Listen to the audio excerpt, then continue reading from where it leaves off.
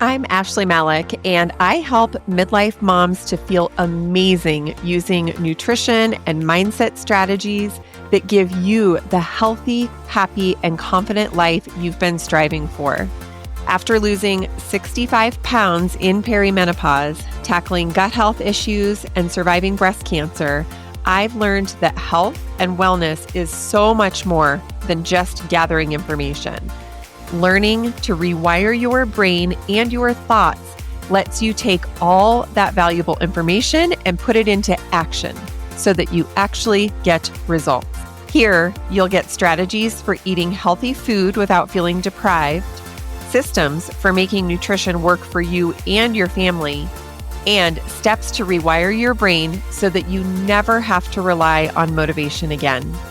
If you're ready to be healthy, have more energy, and thrive in midlife, you're in the right place. This is the Family Fork Podcast. Hello there, my friend, and welcome back to the Family Fork Podcast. Now, if you are listening live around here in Colorado anyway, summer starts at the end of this week. Oh my gosh.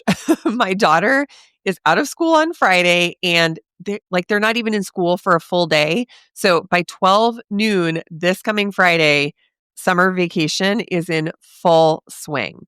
And for us as a family, I know the best way that I have found over the years to survive summer break is to time block the heck out of our summer.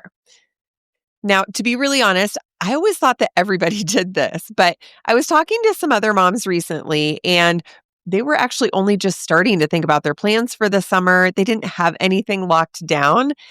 What I can tell you from years of experience, and remember, I have a 24-year-old, so I've been doing this for a while. The more you plan your schedule with planned flexibility, the better off your summer will be. You will have everything in place to feel good, have energy, do the things that you want to do, and have time for the things that you need to get done as well. And when you can do this, like all the time blocking for your entire summer, you will make room for everything. I promise. Vacations, fun things, planned days of doing absolutely nothing, as well as some of the really important things like having enough time to grocery shop and cook some healthy food for your family. Truly, the magic comes in knowing what's coming up, but also in being able to be flexible and build in time and space to move things around in case those schedules get crazy. Because let's face it, that is typically what happens over the summer.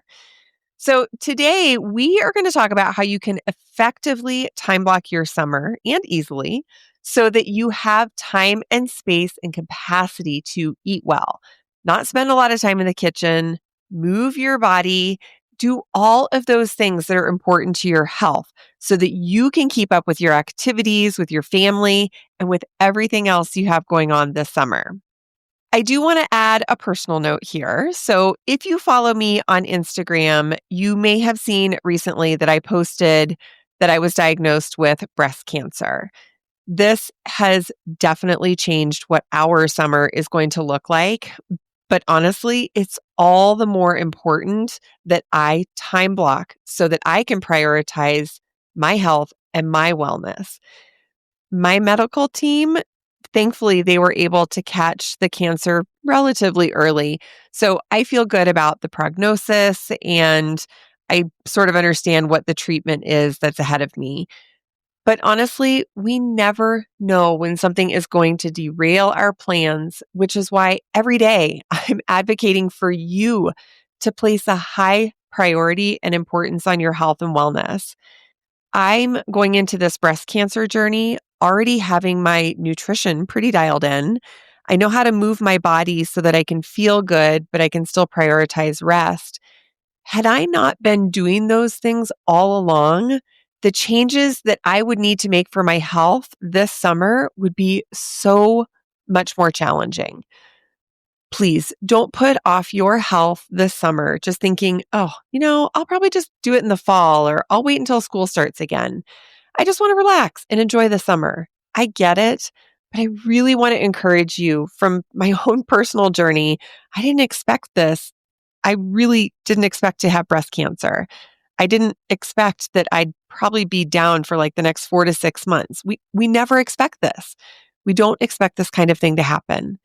So if you are working today, like right now, to prioritize your health and your wellness and your fitness, I promise you're going to be so much better prepared to handle anything that comes your way. So, as we talk through these time blocking techniques in today's episode, I want you to be really thoughtful. How can you tuck some of the important things into summer along with all of the fun stuff so that you are getting yourself to a place where you are healthy and well and you can tackle anything that comes your way? On that note of my cancer diagnosis, I do plan to keep the podcast going through the summer because honestly, this is really it is the favorite way I have to share information and inspiration with you. So there may be a week or two that I have to miss if I just don't have the energy, but hopefully I can continue to inspire you through this journey. You know, here on the Family Fork, we talk all the time about mindset. And I'll be really honest with you, mindset is the thing that is going to make or break this journey for me. I'm pretty positive and optimistic about things today, but I really struggle to recover from surgery. I've had a couple of surgeries in the last few years, and my body does not like the drugs that they use in surgery. So I know that my mindset is going to be a big challenge as I get closer to the surgery and definitely when I'm in that recovery period. So I'll be sharing that journey with you a little bit. But in future episodes, we're really going to talk about how important and imperative the right mindset is to tackling any of these challenges. So hopefully you'll stick with me this summer on this journey. Just rest assured, if there are 1 or 2 weeks where there's not an episode, it's probably because I just couldn't get to it. But I'm really excited to share all summer long how to help you stay motivated and accountable and inspired through these really busy summer months. All right. So that said, let's get into our time blocking topic. What I want to do is talk about two different sort of like high level categories. First of all, we are going to talk about some of the tools that you can use to be super effective with your time blocking. We're also going to talk about what goes on your calendar so that like once you have those tools, you'll know exactly what you need to put on it easily to prioritize nutrition, movement, rest, all of the things. So let's start with the tools. Now, this is probably a holdover from my corporate days, but for me, the most effective tool, hands down, for time blocking your summer and getting a handle on your schedule is your Google Calendar. It is so easy to create a Google Calendar and to just be able to move things around. And what's so good about this type of calendar is that you can create individualized calendars in different colors. So for your work life, your personal life, family life, and all of those calendars can live in one view, like on one screen. So it is really easy to see at a glance, oh, I have a vacation coming up. So that's one calendar, maybe your personal or your work calendar. But then how am I going to move around my workouts? Or how am I going to get some grocery shopping done in advance of our vacation so that we have the right kind of snacks to take with us? It's really easy to see on your Google Calendar all of the different priorities that you have going on at once. The other thing about your Google Calendar is that it is really accessible on your desktop, your laptop, your phone. It is always there. And you're probably just like me, you always have your phone with you. So no matter where you are or what's going on, somehow you will have access to viewing your calendar. Now, because you can create these different calendar views for things like work or personal commitments, you are instantly going to have better communication with your spouse or your partner, your entire family, because everyone can have access to any of those different calendars. So if you create a calendar that's called like in my case, it would be the Malik family calendar. Everyone in my family will have access to that. My son, my husband. Now, obviously, my daughter Soraya is too young. We'll get to that in a minute. But everyone can have a glance at the Malik family calendar and know exactly what's happening, where everybody is, when. It just makes that communication really, really easy and streamlined. Typically, what I do when I'm looking at summer is I actually plan my whole summer out. But then I schedule in about 10 minutes every Thursday or Friday to just look at the week ahead. This allows me to move things around if our schedule has changed or if we want to do something different. And again, this is where that flexibility comes in. So I've got the high level plan for summer, but then being able to look at a week at a time, I can move things if I need to. It just really increases that flexibility. So if you aren't already a Google Calendar user, I really encourage you just go get, I think you just need a Gmail account. It's free. And that way you can have all of the capability that that calendar brings for you.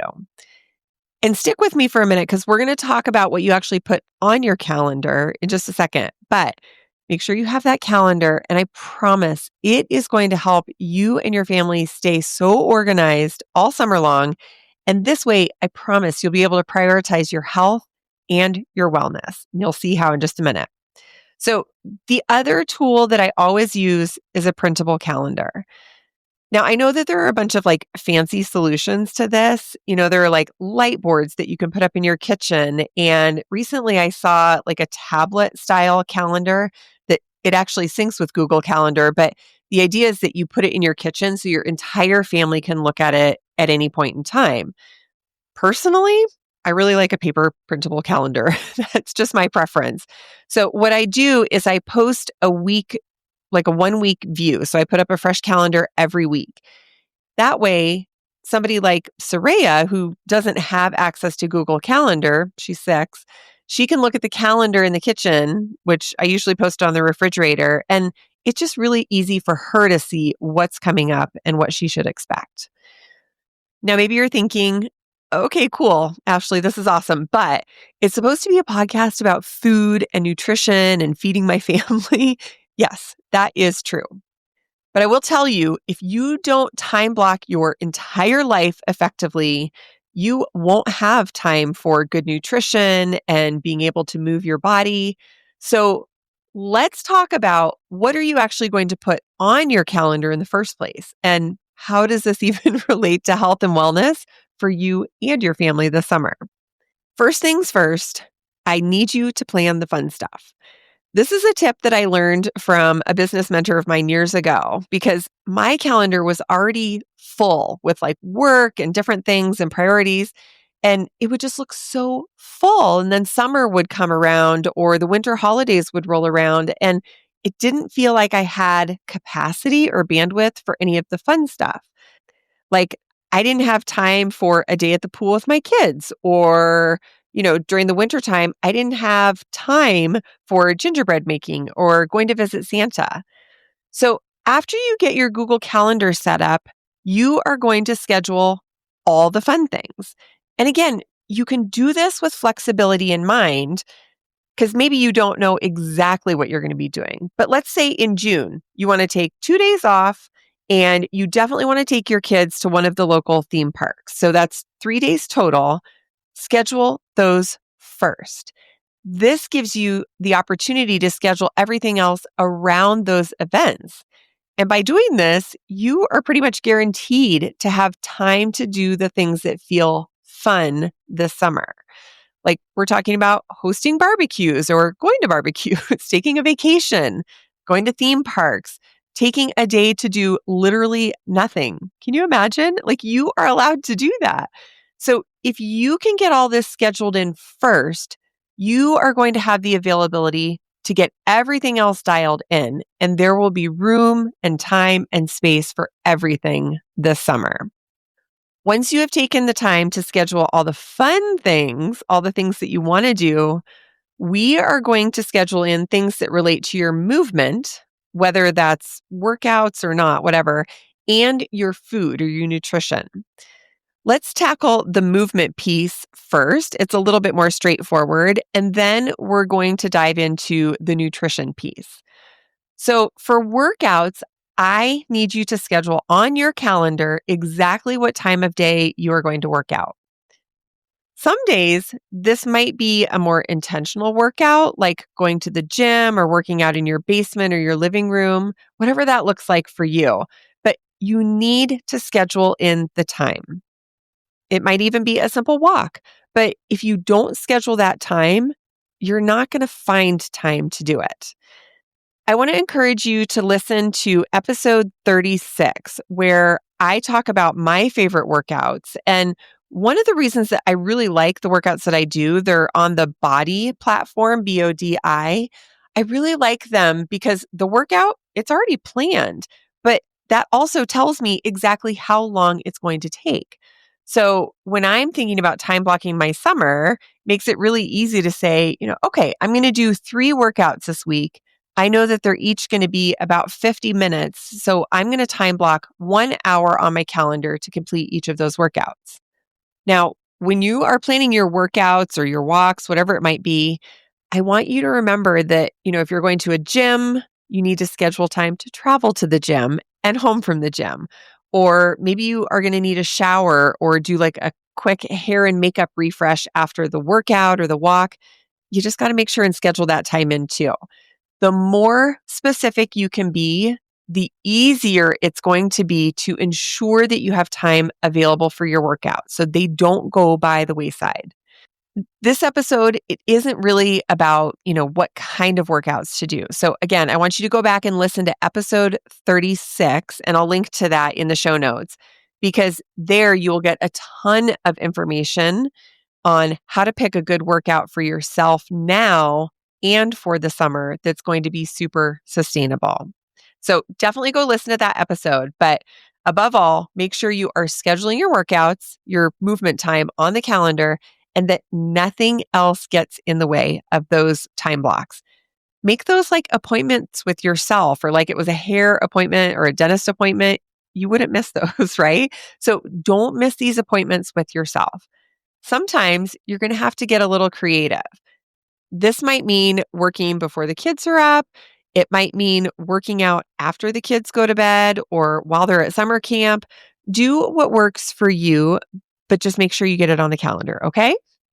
All right, now let's jump into the nutrition portion of your summer time blocking and why it's so important to get all of this stuff on your calendar. So we need to put a couple of different categories on your calendar. The first one is meal planning. Meal planning, it really shouldn't take you a ton of time. But if you hear that phrase, meal planning, and your eyes start to roll, I want you to go check out the Supper Club, which I will link to in the show notes. Honestly, the Supper Club literally gives you everything you need this summer. There are shopping lists, the meals are already planned. It will make sure that you're only cooking 3 times a week. I promise. The Supper Club is totally where you need to be this summer, especially if you don't like meal planning, because it's just all done for you. But regardless of whether you're in the Supper Club or not, I want you to make sure that your meal planning is done on a Wednesday or a Thursday. And this should be on your calendar. If you're not in the Supper Club, you might need a little bit more time to do this, but try to keep it to no more than 30 minutes. Just grab a few recipes that look good, that work with your family's dietary needs, and call it good. Honestly, that's all you need to do. And then make a shopping list for what you need to get. The reason I encourage you to do this on Wednesday or Thursday is because if you are out and about running errands on the weekend or doing activities, if you already have your meal plan set for the following week with a grocery list, if you're out, you can just say, hey, let's just run into the grocery store. It's right here. You can do it on the way home from a barbecue, for example, and then it's done. So don't stress about it. Just get it done during the week. If you're working full time like me, I personally like to schedule it in during my work day because I actually do it faster. It's like, okay, I've got 30 minutes to get this done. Let me just get it knocked out and then it's ready to go for next week. So add that meal planning to your calendar, preferably on a Wednesday or a Thursday. And then next, we're going to add grocery shopping to your calendar every single week. Again, look at what you've got going on over the weekend. Can you batch your errands so that you're going to that barbecue and then stopping at the grocery store on the way home? That's obviously going to be really efficient. But again, this is an area that it can be really flexible. Choose a time that's going to work best for you and your family. Look at your weeks and say, okay, what time ideally is going to be best for me to go grocery shopping? Personally, I like to shop on Saturday mornings. It is the first thing we do on Saturdays. We just get it out of the way. And then I have the whole weekend to enjoy. I don't have to stress about grocery shopping, which I used to leave for like Sunday afternoon when we were trying to get ready for the week. That is so not fun. It's just not ideal. So for our family, we typically either do it Friday afternoon or Saturday morning, and then it's done and we can enjoy our weekends. Okay, so you have your meal planning time scheduled on a Wednesday or a Thursday. You have your shopping, your grocery shopping scheduled, so you know when that's going to happen. So next we need to put time on our calendar for cooking meals. Again, I'll briefly mention the supper club. If you only want to cook 3 nights a week, the supper club helps you do exactly that. But regardless of whether you're in the supper club or not, you need to plan the nights that you are cooking and they need to be on your calendar. If you don't do this, what's going to happen is that you're going to get maybe through like Monday, Tuesday. By Wednesday, you won't really know what you're cooking for the week. You'll be running low on time because maybe some meetings ran late or you were just out doing some fun stuff for the day and you didn't get home in time to make dinner. Plan those nights that you're going to cook and stick to them. And again, they can be super flexible based on changes in your schedule or wanting to do something different.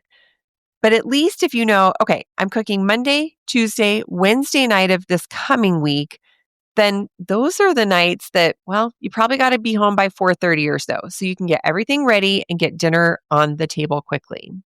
Now, because summer schedules are super crazy, and I know that, I want you to make sure that you plan a couple of emergency meals, things that you can make in like 10 minutes or less. I have a guide that I give members in the supper club called the Oh Shit Meal Planner. I love this guide and I use it all the time. The idea behind it is that if you have that moment where you're like, oh my gosh, I didn't plan anything for dinner, you will already have items in your pantry that you can use to make a quick meal in 10 minutes or less. So, a plan like this is really going to help you on those nights that are unpredictable when the schedule has gone haywire and you don't have anything to cook. This is going to fuel you so much better than stopping at Chick-fil-A or Qdoba or a fast food restaurant. Cooking at home is hands down so much healthier for you. And remember, this is the goal, to feel healthy and well fueled for everything you're trying to do this summer. So make sure that you're planning those nights that you're going to cook.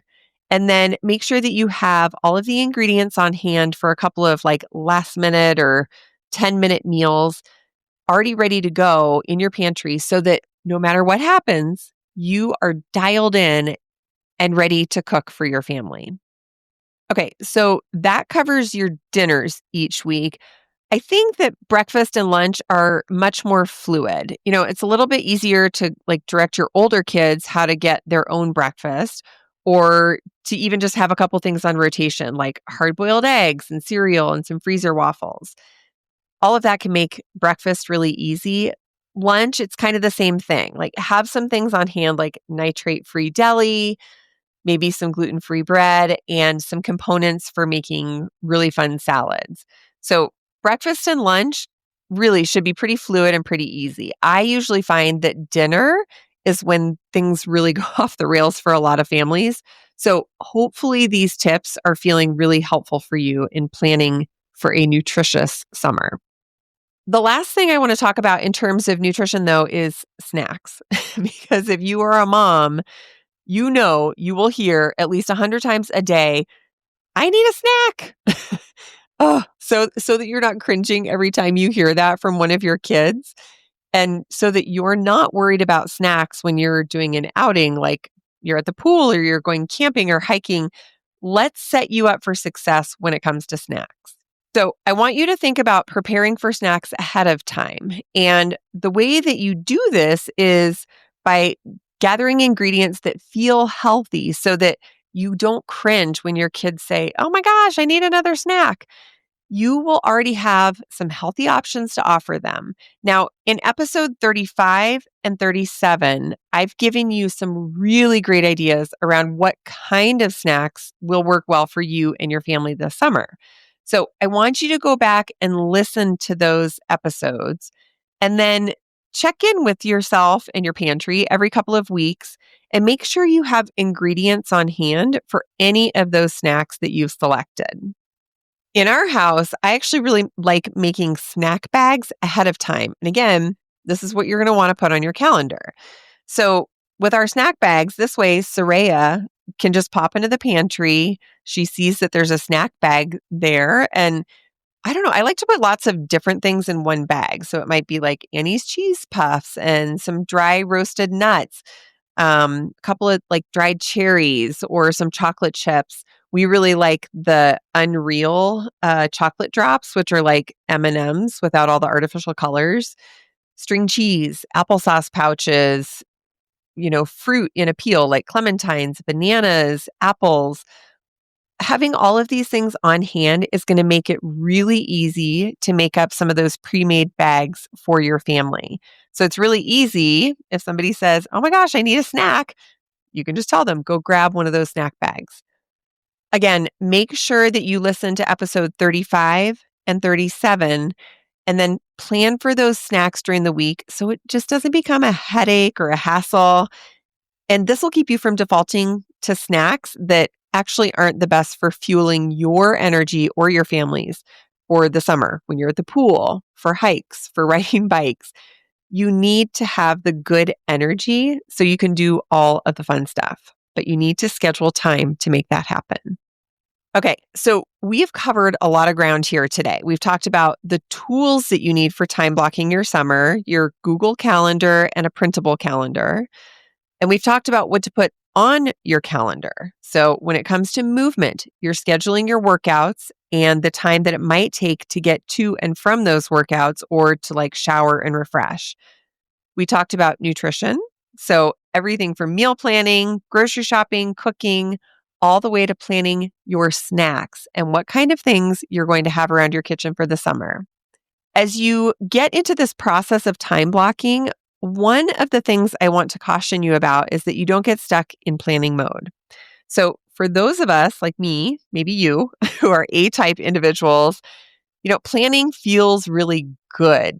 It makes your nervous system feel really calm and safe when you know exactly what's coming up because you can say, yeah, I have a really good plan for that.